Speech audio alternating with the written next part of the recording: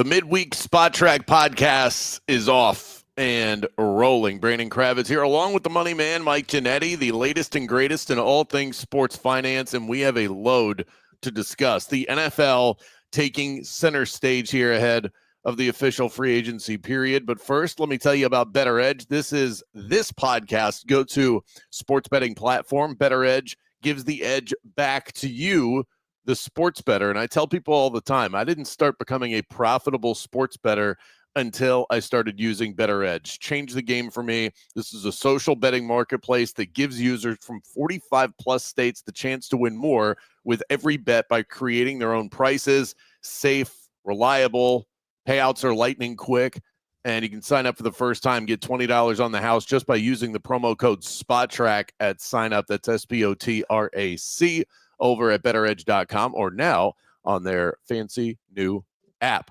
I created an Arnold Palmer Invitational Challenge with the folks over at Bettor Edge. So, Mike, if you would like to use that as our head-to-head challenge competition for this week, feel free to hop in. I'll go ahead and send you the link. 10 different options to choose from. Who finishes higher, Rory or Scotty, things like that.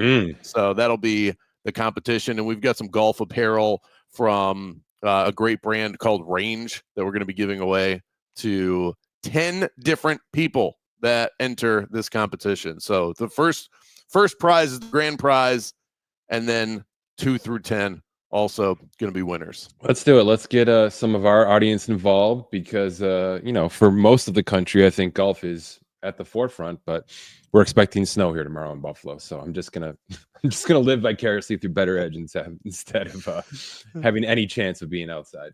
So I always try and do something a little special for the Arnold Palmer Invitational because it's right here in my backyard in sunny Orlando, Florida. And I don't want to jinx it, but this is one of those events that it's so well done. It's so gorgeous. The course out at Bay Hill is immaculate. It's one of my favorite events that I go to every single year. And it seems like the weather always cooperates. So I'm not trying to rub it in, but we're talking about 70s and sunny here in Central Florida. I mean, I'd invite you on down, but you're just such a busy guy up there. We've got so much going on ahead of free agency. Yeah, luckily the NFL chaos is in full swing, so I'll be bunkered away with a cup of hot cocoa and a laptop for the next 2.5 weeks.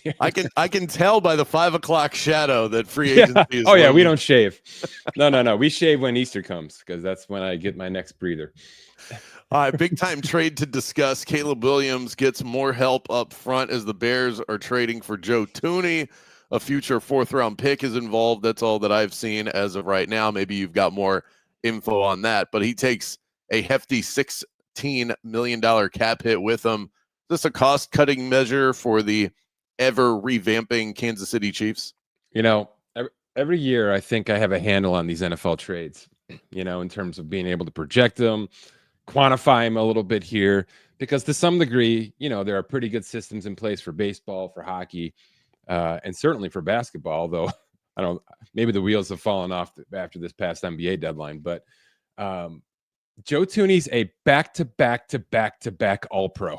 And I realize he's 32 going on 33, but literally 4 straight All-Pro nominations, both now at guard and at tackle, which he had to fill in for last year for the Chiefs. And he went for a 26th fourth. So money is the only thing that talks here. And that's all I can wrap my head around with these trades, right? I mean, we saw it with what's going to happen here with some of the wide receivers, Debo versus, some of these guys that'll move in the next couple of days here. But Joe Thuney for a 4th to solidify Caleb Williams, even for 2 seasons, you know what I mean, is a phenomenal get for the Bears. It's a 1-for-16 contract. That's definitely what the Chiefs were looking at here. And, oh, by the way, he probably needs 2 for 45 tacked onto that, half of that fully guaranteed, just to sort of keep him happy. And that's the conversation that was happening in Kansas City. That's the decision that forced Kansas City's hand to get out of this, because they're looking to pay upwards of $25 million a year now for Trey Smith to keep him off that franchise tag. So it's a yin and a yang for KC. They free up some space, and the Bears, like I said, probably get an all-pro caliber guard for 2 more seasons to put in front of Caleb Williams, which was just a phenomenal first move for Ben Johnson here. Yeah, they've added a couple of offensive linemen now, but this being the biggest one of all. You mentioned the franchise tag. It seems to have developed into this really negative entity over the years. Players don't want it. Teams seem to be shy to use it. Only 2 players were tagged this year.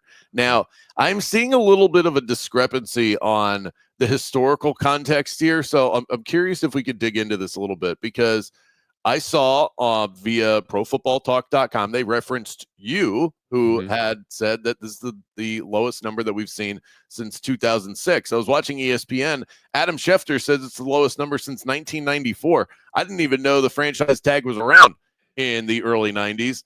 But you tell me, why is there this discrepancy from credible folks like yourself on the historical context of how little the franchise tag has been used over the years? Yeah, I did some work a while ago on going back about 20 to 25 years on these tags. And as far as I can collect, and, some of the early 2000 the data is certainly vague. In 2006, the Bills tagged Nate Clements, cornerback, at about $7 million. That's the only franchise tag available. There may be a situation where we're talking transition tags as part of this conversation as well. I'm not going that route. I'm simply talking franchise tags here. So that's the last time that I have on record that something this low in terms of a franchise tag situation happened. But we kind of knew it was coming. We kind of saw this free agent class as a whole.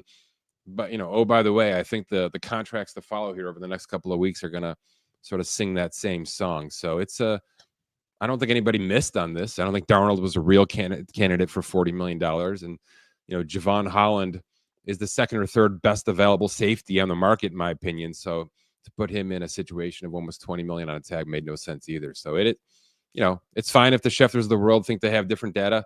It's a little bit up and down. And by the way, that's somebody telling him something. So it's just a data discrepancy that we'll live with for now.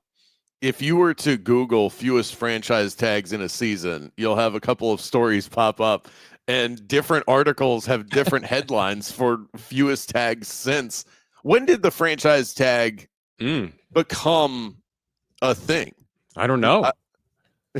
I don't have that off the top of my head. I'm shocked to hear that. Yeah. But what and the reason why this stood out to me is because Adam Schefter was quoted as saying 1994. I don't remember this being a thing in the early stages of what we know now as NFL free agency. It felt like the franchise tag became this buzz term, and maybe it just started to be used differently as we entered the early 2000s. But I was surprised to see that the 90s were even referenced. It looks like the tag started with the 4th CBA in 1993. So are you telling me Schefter is saying 1987?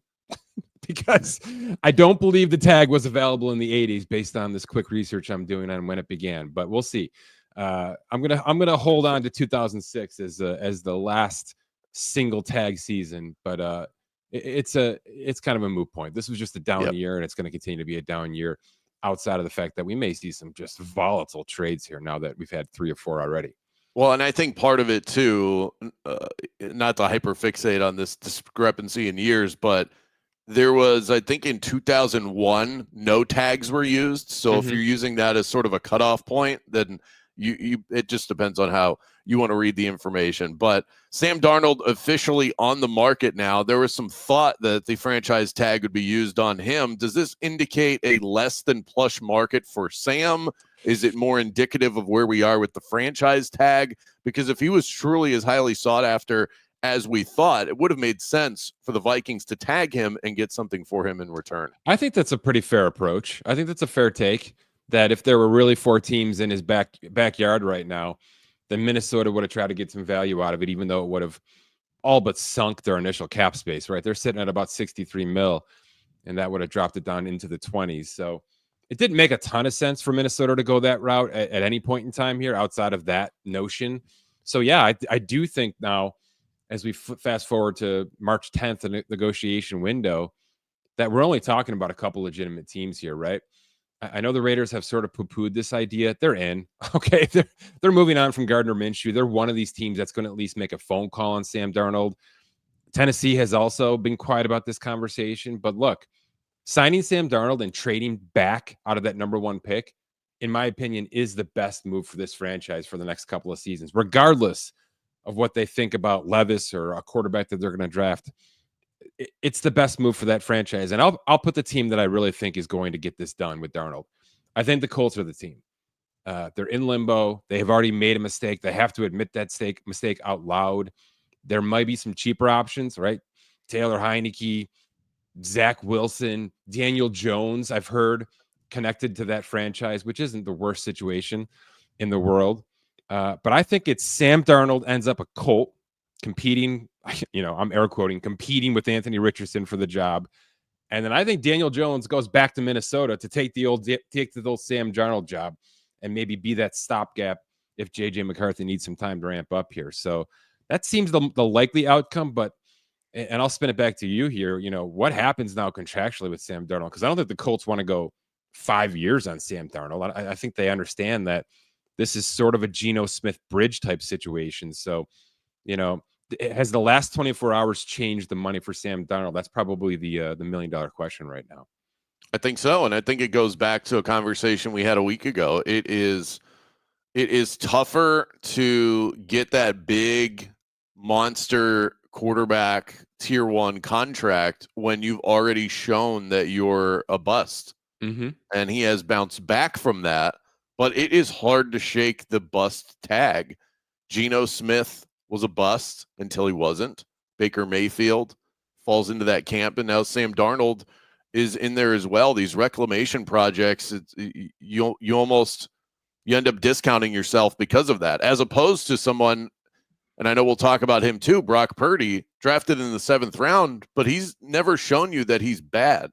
And there's a value, and fair or not, because if I asked a 49ers fan, okay, truth serum time, would you rather have Brock Purdy or Baker Mayfield? They'd come from with 2 very different price tags. And I think you'd probably rather have Baker, yet Baker's discounted because he's already gone through the bus.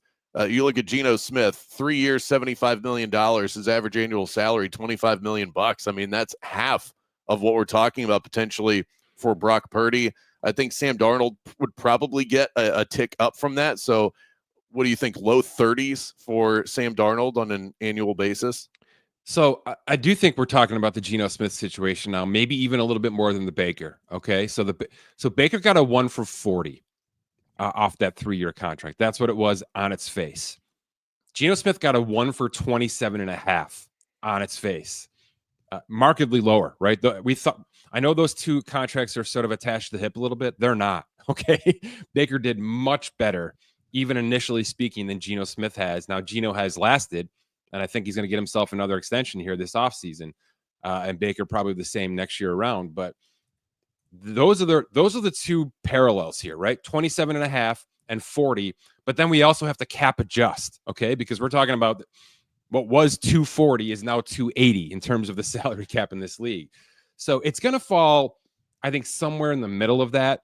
But I'd be fine on, 3 for 110 for Sam Darnold, where 1.5 years are fully guaranteed. You're going to have to get close to this franchise tag on a guarantee, in my opinion. So if Indy's coming in saying we're okay with a 2-year guarantee on Sam Darnold, because that sort of aligns with the guaranteed, the small guarantees we're going to have to pay out to Anthony Richardson, either to back you up, dead cap if we end up releasing him outright, etc. So I think that makes the most sense. And I put the Raiders in this same conversation, even though, man, I do hear some Russell Wilson, Aaron Rodgers noise going there as well, and that's a very different conversation. But I think that's what we're talking here with these guys, Brandon, which is if Brock Purdy's a $45 million foundational offer, I don't think Sam Darnold can get to that price point anymore. That probably now becomes a max ceiling for a Darnold situation, even on a small term. And it all really comes down to perception. And Sam is still only 27 years old, so he's got years in front of him. And if this is a true turnaround, then somebody's about to get a bargain on Sam Darnold. The perception problem is that Kevin O'Connell won NFL Coach of the Year. And I think a lot of folks are looking and saying, how much of this was actually Sam as opposed to a coach that really knows what he's doing and how to prop up a quarterback? And, oh, by the way, they also have the best wide receiver in the NFL. We're about to find out. That's the fun part. Yeah. We get to find out in the next 12 months exactly how that conversation finishes. And it might be swinging in Sam Darnold's, favor at the end of the day. Well, and he flamed out at the end of the season. So I could really stack up a good case as to why this Sam Darnold turnaround really is fool's gold. Somewhat favorable schedule, great head coach, elite wide receivers, and then faded when you needed him the most. The Raiders thing is interesting. I think they're sitting at a point in the draft right now where we assumed going into this process that they weren't going to get anybody. The closer we get, the more it seems like it is far from a lock that Cam Ward and Shedeur Sanders are going 1 and 2. Yeah. I feel like we could see one of those scenarios where these guys fall a lot further than we're expecting, because there is some really intriguing talent at other positions. The Abdul Carters, Travis Hunters, Mason Grahams of the world. And if teams aren't sold, these GMs are not going to tie themselves to quarterbacks that they don't believe in.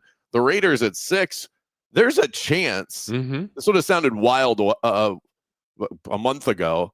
They could be the first team that takes a quarterback.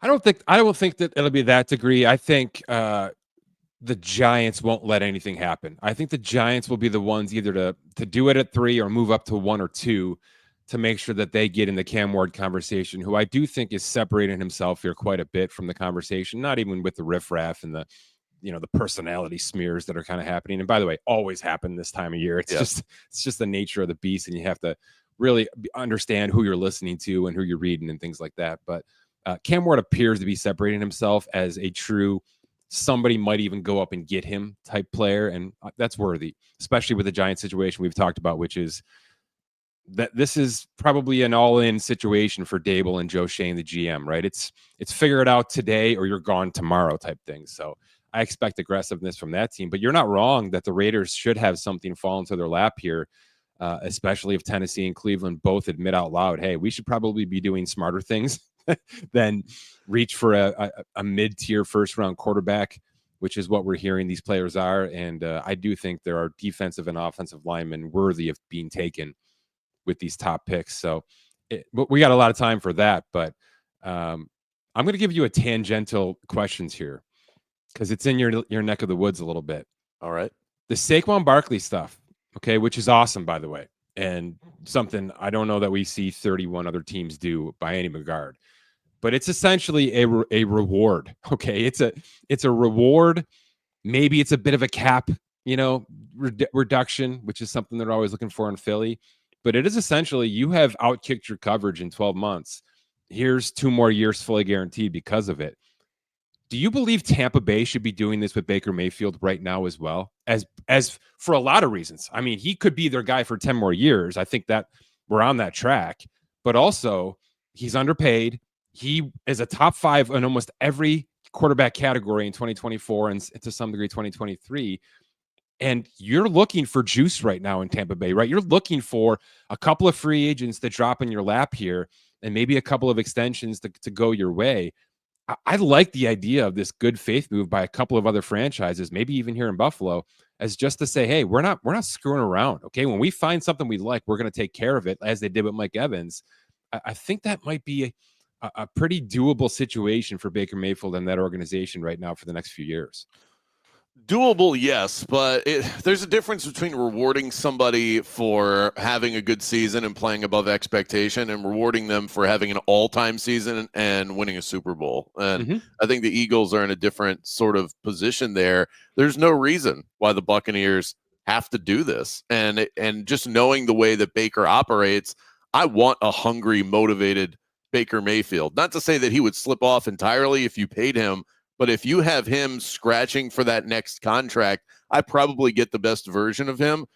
Baker's the kind of guy that I think you do want to toy with a little bit and say, earn it, play with that chip on your shoulder, because that's how you get the best out of him. Different personalities, different situations. I think I would stand pat with where I'm at with Baker Mayfield right now. Okay, fair enough.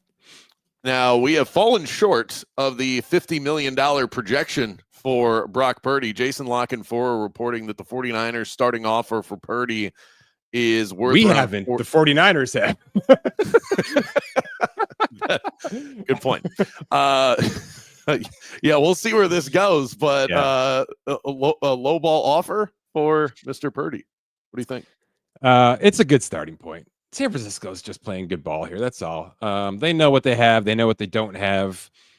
I still think they are willing to swing some Aaron Rodgers leverage into this conversation. And by the way, he'd love it. And here's why I know that's a possibility.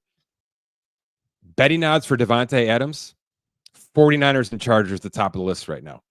Okay. Not the Raiders, not the Saints with Derek Carr, 49ers and Chargers. Okay. So if they're thinking Davante Adams, I promise you there's some decomposition of this offseason that includes bringing in Aaron Rodgers as a stalemate for the Brock Purdy holdout conversation that could be happening here if they don't move off of 45 million. Because remember, they didn't move off of the Nick Bosa number. They didn't move off of the Brandon Ayuk number. Okay. They did reward McCaffrey with a fake extension. Let's be clear about what that was, right? It's not 19 million a year. And we'll see what happens with this Barkley conversation because it could be a very similar structure. But if that's the number, and to me, this is the real conversation, or this is the real takeaway. If that's the number now, I'm not sure there's a reason that San Francisco moves off that number. I really don't. I know what Brock Purdy's probably looking for, and there's real conversation to be had about him being in the Trevor Lawrence and the Jordan Love and the Tua conversation at 55 million. But we have seen San Francisco put their foot down and keep it there and not move it one iota. So we may still be talking about 45 million a year for Brock Purdy August 1st if it takes that long. Separately, I think Davante Adams to the LA Chargers needs to happen. He needs to forget about Aaron Rodgers, forget about all that. San Francisco's not a bad spot, but Justin Herbert being your quarterback in a wide receiving room that needs a talent like that one makes too much sense. Yeah, I almost tweeted something to the effect of Davante, you've done him well for a long time, but you can do a hell of a lot better than Aaron Rodgers right now. there's like 8 other quarterbacks right now that would love to have him on the roster, including the one that lives down the road from me here in Buffalo. I can tell you that right now. So he's going to have options. He's going to have money. There's a world if Chris Godwin extends in Tampa Bay in the next week here, there's a world where Davante Adams is the premier wide receiver on the free agent market, despite the age, despite the track record here. And he will be blown away, I think, with a few offers. So, yeah, Chargers make a ton of sense. He's still elite. Yeah. So the Cowboys lock in Osa Odigizua. Yes, I did some work on that name. So victory lap. 4 years, $80 million extension. I could feel Mike's jaw dropping there. I had to YouTube pronunciation it. You know me. I go right to the source, right? So I had to listen to a couple people say it out loud, and I was not going to be the one to lead this segment. So good for you, man. So I told you I watched a segment on ESPN with Adam Schefter on it. Totally butchered it, by the way. He just absolutely demolished this guy's name. But Osa Odigizua, 4 years, $80 million extension, 50+ million guaranteed. What does this tell us about a possible Micah Parsons monster extension? Do you like this deal for Osa? Yeah, this is exactly where he was supposed to be. I'm a little surprised it's the Cowboys making the deal because, again, they have some mouths to feed here this offseason, a couple of secondary pieces that I think should get paid this offseason, and Deron Bland and a few others. But it's right on the money. I mean, we had a valuation of about 20.9 per year. I think I had him on a 3-year extension. So this is right where they want to be in terms of resetting this defensive line. I think they move on from DeMarcus Lawrence. Man, there could be some real pain here. I know that offensive line is going to take a hit when Zach Martin retires. I believe today, right, is the official retirement for him. And we'll see what happens elsewhere. But this is the precursor to probably a Micah Parsons extension that starts with a 4. Okay. I think he becomes the first $40 million non-quarterback in football. The problem is, are they going to wait till September again in this extension? Because that's what they love to do is ratchet things down, put their whole entire offseason together, and then announce their big internal extension. So this one was certainly necessary to keep him off the open market, though they were willing to put the $25 million tag on him to hold him for a couple of weeks. But it just seems like the cart before the horse a little bit here. I would be doing everything humanly possible to get Micah Parsons done now, because Myles Garrett's going to get a contract. I think Max Crosby gets a contract. I know TJ Watt's getting a contract. And we know Jamar Chase is going to reset this thing at some point in time with high 30s, maybe approaching 40 million a year in Cincinnati over the next couple of weeks here. So there's a lot of people in place that can move this needle even more if Jerry Jones doesn't get off his ass and get this one done quick, man, because they have been bitten now year after year. And this is just another classic situation where they might get bitten again. Do you think this is just a situation as far as a Digazua goes, where you have a guy that he accepted a deal that it's a fair offer? There's no negotiation here. So it's easy to get deals like that done. That's what the Cowboys were willing to pay. It was accepted on the other side, and then you're able to move on. So that doesn't really have to get in the way of anything, and timing doesn't become as much of a factor. I'm gonna give the CBA a little credit here.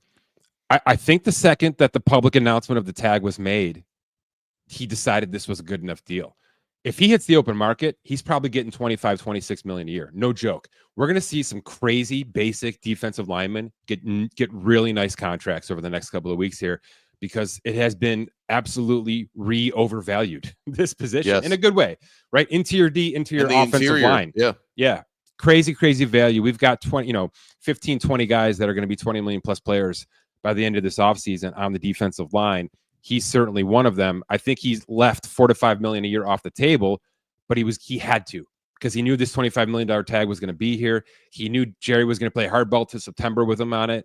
And that's just how the Cowboys operate. So to their credit, their stubbornness and being able to use the franchise tag probably got them pretty good value here on this contract, but also good for him taking this deal, because he's getting himself $55 million guaranteed to stick with the Cowboys and live next to Micah Parsons for the next 3 years guaranteed. That's pretty good living right there. Yeah, worst places to be. There is growing sentiment that the Falcons will actually keep Kirk Cousins through March, allowing another $10 million guaranteed to vest and holding him both as a viable backup and perhaps a trade chip as well. Is this smart or sheer stupidity from the Atlanta Falcons? I'm still not sure I believe it, but so many smart people are really saying this. Now, I know they're just sort of reiterating what the GM has said a couple times.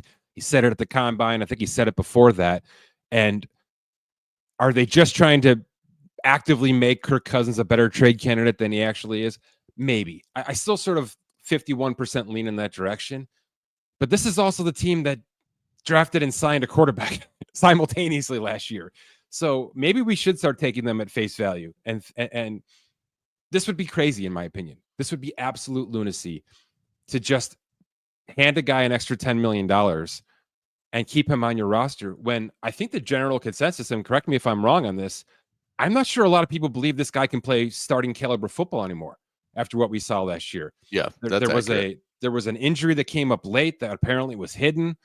What's to say that injury isn't going to linger? What's to say that means he was truly never fully healed from the previous injury? There's a lot of medical work that has to be done here, and I'm sure Atlanta's done that work and will continue to do that work. But if they let this thing vest and it becomes $37.5 million fully guaranteed for Kirk Cousins, here's what's going to have to happen, in my opinion. They're going to have to eat, I don't know, 30 mil of that just to even make him semi-tradable. They might have to eat all of it. They might have to bring it down to a minimum salary, eat $36 million of that contract, and then get themselves a 6th-round conditional pick, like we've seen happen with some wide receivers over the past couple of years here. But I don't think he's tradable. I don't think the majority of the league believes this guy's actually worthy of competing for a starting job. And it would be absolute craziness to pay a backup quarterback $37.5 million. It just would be. So I don't know if this is real, but I'm kind of rooting for it to be real, because every year over the past couple of years, we've had some crazy quarterback stuff, right? This would be the latest version of that and be sort of compounding a mistake that they made last offseason. I might need a Mike Ginnitti article for the worst contracts in sports signed over just the last year. Just get Kirk Cousins in there, get Paul George in there, see who else we can fit in there. This was just, I don't know that they're getting roasted enough for how bad this trade was, or how bad this free agent signing was. So here's a point I should make, because I forget to steer into the football side of things enough. Is this them admitting that Penix might not be a real starter? I mean, he was certainly better than injured Cousins last year, but does that mean he's good? Do you know what I mean? I think it's them struggling to admit that this was a terrible signing. But if that's the case, you just get the hell out of this thing. You know what I mean? Like you don't even discuss letting that $10 million vest. You take your $27.5 million lump, you post 6-1 him, you take a 2-year cap dump like 2 teams are doing right now, and the Jets are about to do right now with Aaron Rodgers as well, right? It's just sort of the going rate because they already have their guy, I think. So stop trying to tread wheels and spin your wheels on a situation that you clearly screwed up. Just admit it, move on, pay the $27.5 million, and go from there. It would be crazy for them to have to pridefully keep a guy for an extra $10 million just to not have to admit to us all that it was maybe the worst decision over the past 5 off seasons that's happened in the NFL. I don't think we're the book is still to be written on Michael Penix. He had some bright moments. He had some moments where he looked like a rookie. I don't think we're at a point where we can decide exactly what this guy is. He didn't play enough as late last year. If Debo goes for a 5th at age 29, what happens with a 31-year-old Cooper Kupp? How do you think that goes? The money's similar. I think it's 2 for 25 on Cooper Kupp, if I can remember correctly. It was 1 for 17.5 on Debo. So you're in that same kind of camp. Now the Rams can retain some of that. They probably choose not to based on what they just did with Jonah Jackson, shipping their guard off to Chicago and sending the full contract for even sort of a lesser draft pick. I don't know. Stafford's back. McVay seems energized. I think it's a tradable contract, and there will be some people who miss out on these Godwins and Devontae Adams and DeAndre Hopkins who are going to be looking for somebody to come in and right the ship for their franchise. But I think I'm leaning right now that they hold serve and keep Cooper Kupp for one more year. He sort of alluded to that, McVay, on a couple of shows this past week. And maybe this is simply just about hardballing the guy into a little bit of a pay cut and going from there, which makes a little bit of sense as well, because there are some mouths to feed in LA. All right, let's get to our quick hits to wrap today's episode. Around the Horn ends a 23-year run on ESPN. I'm honestly surprised, Mike, that the show lasted as long as it did. It felt like it ran its course about 10 years ago. Yeah. So, it had its place. I don't want to crap on anybody, but I feel like the time had come. Are you going to miss it? I give it a watch every now and then just because I'm usually waiting for PTI to show up, which I still kind of religiously watch. But it had its heyday for sure. It was I liked the idea of bringing in sports reporters from different cities and sort of getting a lot of local feels at one time, especially when the topics were sort of targeted towards those local markets. I thought that was a really smart decision.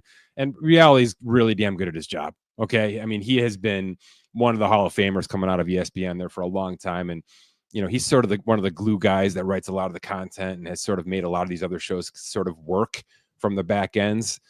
So I'll give him full marks for sure. But yeah, a lot of these men and women have sort of aged out of it. And the idea of a game show with sports content, I think, has long surpassed its shelf life.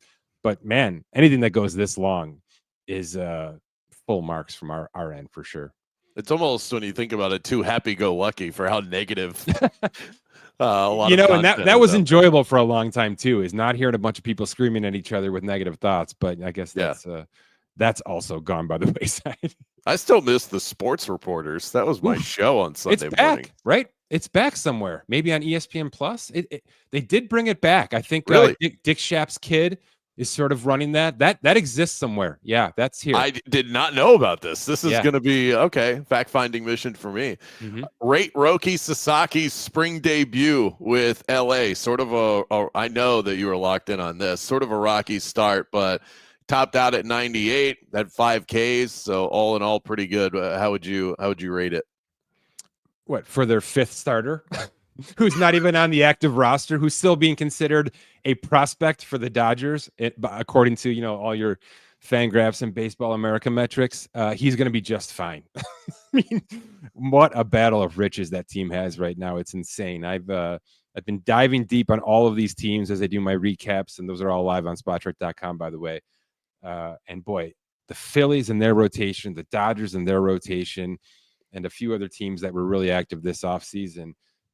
I can't even imagine being a fan, knowing that you can get 12 Clayton Kershaw starts and probably be 15 games up in the division come September 1st. And not even be looking back. But that's what we expect. I think this is a 100-win team on its face, even with injuries baked into the cake. I've never cheered for a team as stacked as the LA Dodgers, so no, I have no idea what that would feel like. Yeah. This episode has been presented by Bettor Edge. Sign up, try it out, bet with your friends. Use the promo code Spotrac over at bettoredge.com. We've got an Arnold Palmer Invitational competition that you can sign up for. Rewards, prizes for the top 10, a grand prize for the winner. All of those details found on my Twitter account, pinned to the top, at Brandon Kravitz. But you get $20 at sign up over on bettoredge.com by using the promo code Spotrac if you've never signed up before. Do us a favor, subscribe and rate the pod that you're enjoying right now, and make sure that you visit Spotrac.com for all of the latest in the sports contractual world. NFL free agency right around the corner. Go shave, Mike. Get some rest. Neither.